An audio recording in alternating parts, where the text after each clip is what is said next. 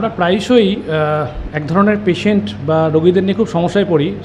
সেটা পেশেন্টটা হলো যে কোনো পেশেন্টের স্ট্রোক হয়েছে বা ধরুন সার্জারি কমপ্লিট হয়েছে, বাট সেই পেশেন্টকে বাড়িতে রাখা খুব মুশকিল। হসপিটালে খুব তাড়াতাড়ি ডিসচার্জ দিয়ে দিয়েছেন।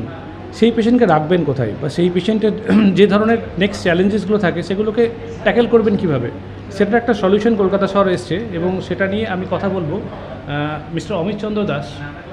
অমিতবাবু যদি একটু কাইন্ডলি ব্রিফ করেন আপনাদের সংস্থা সম্বন্ধে এবং হোয়াট আর দ্য সার্ভিসেস আপনারা দিচ্ছেন প্লিজ। সো আমাদের এই সংস্থার নাম হচ্ছে HCH ইন্ডিয়া।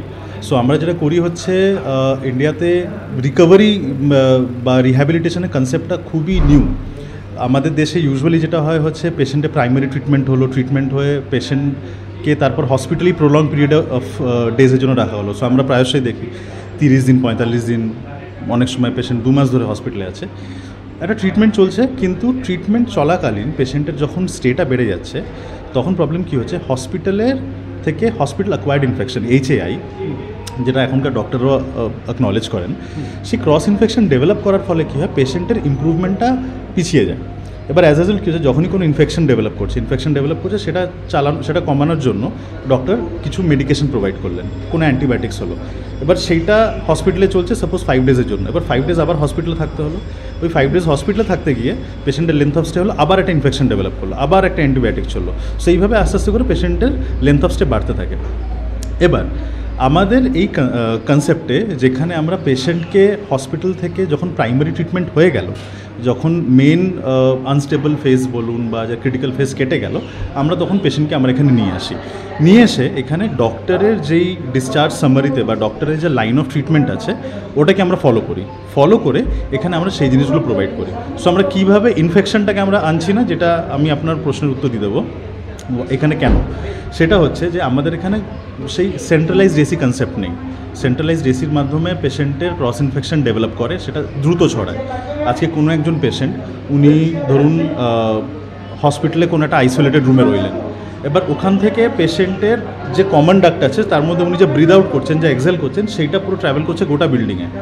এবার সেইটা হওয়ার ফলে কী হচ্ছে, আরেকজন পেশেন্ট ওনার ধরুন কোনো ইনফেকশন কম্প্যারেটিভলি কম আছে বা হয়তো অন্য কোনো এলিমেন্টে আছেন, বাট সেটাতে ওনার আস্তে আস্তে করে ওই ইনফেকশনটা ডেভেলপ করে গেল। একটু সামারাইজ করে ব্যাপারটা সেরকম যে একটা হচ্ছে পেশেন্টের পকেট ফ্রেন্ডলি হয়েছে, কারণ দীর্ঘদিন হসপিটালে যে প্রচুর বিল হতে ওটা কমে যাবে, সেটা কমে যাবে, রিকভারি অনেক ফাস্ট হচ্ছে একদম, বিকজ শরীরে কোনো ক্রস ইনফেকশন থাকছে না। এবং আমি যে এত অ্যাপারেটাস দেখতে পাচ্ছি, এটা বোধহয় পোস্ট স্ট্রোক পেশেন্টকে রিহ্যাবিলিটেট করার জন্য। শুধুমাত্র পোস্ট স্ট্রোক নয়, যদি একটু বলেন যে এক্স্যাক্টলি আপনারা ক্যাটার করেন।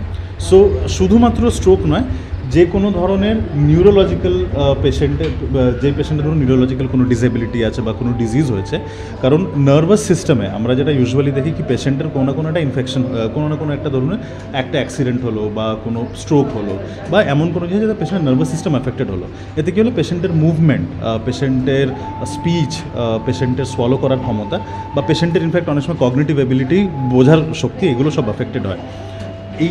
এইগুলো থেকে রিকভার করার জন্য অনেক ধরনের থেরাপি, আমরা জানি শুধু physiotherapy, but there are other kinds of therapy also, physiotherapy, occupational therapy, speech therapy, swallow therapy, এছাড়া cognitive behavioural therapy, respiratory therapy, chest physiotherapy, বিভিন্ন ধরনের থেরাপি প্রোভাইড করা হয়।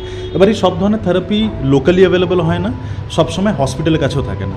আমাদের আন্ডার ওয়ান রুফ আমরা এগুলো নিয়ে এসেছি। তো আজকে যে কোনো পেশেন্টের, নট অনলি স্ট্রোক, আজকে কোনো পেশেন্টের ধরুন রোড ট্রাফিক অ্যাক্সিডেন্ট হলো, সার্জারি হয়ে গেল, কিন্তু পেশেন্টের মুভমেন্ট এখন অনেকটাই রেস্ট্রিক্টেড, হাত পা নাড়াতে পারছে না, বেড থেকে উঠতে পারছে না, সেই পেশেন্টকে আমরা বিভিন্ন ধরনের থেরাপি এক্সারসাইজের মাধ্যমে করাতে পারি। পেশেন্টের স্পাইন সার্জারি হয়েছে, সেই পেশেন্টের সার্জারি পর আমরা পেশেন্টকে এখানে নিয়ে আসতে পারি বিভিন্ন ধরনের থেরাপি এক্সারসাইজেস। অ্যান্ড ফিজিওথেরাপিতে যেরকম পেশেন্টের জয়েন্টস, পেশেন্টের মাসল স্টিফনেস এগুলো রিডিউস হয়, জয়েন্টস রিল্যাক্স হয়, পেশেন্টের স্ট্রেংথ ডেভেলপ করে।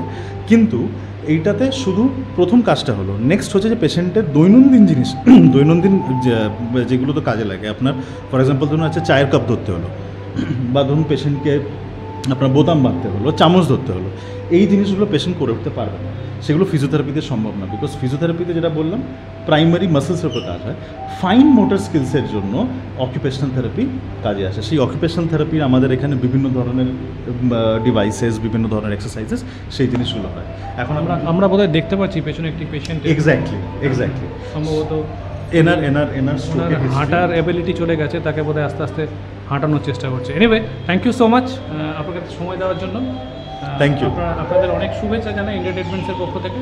আপনারা খুব দ্রুত এটা প্রচার পাক, মানুষ জানুক যে এত ভালো কাজ আপনারা করছেন, এটা সত্যি সত্যি মানুষের জানা উচিত। অনেক শুভেচ্ছা রইল আপনাদেরকে। Thank you, all the best. Thank you. India ট্রিটমেন্টসকেও অনেক অনেক শুভেচ্ছা। আপনারাও যেরকমভাবে কাজ করে যাচ্ছেন কমন লোকেদের কাছে, বিভিন্ন লোকেদের কাছে, তাদেরকে মেডিকেল সার্ভিস প্রোভাইড করার জন্য, so all the best to you as well. Thank you.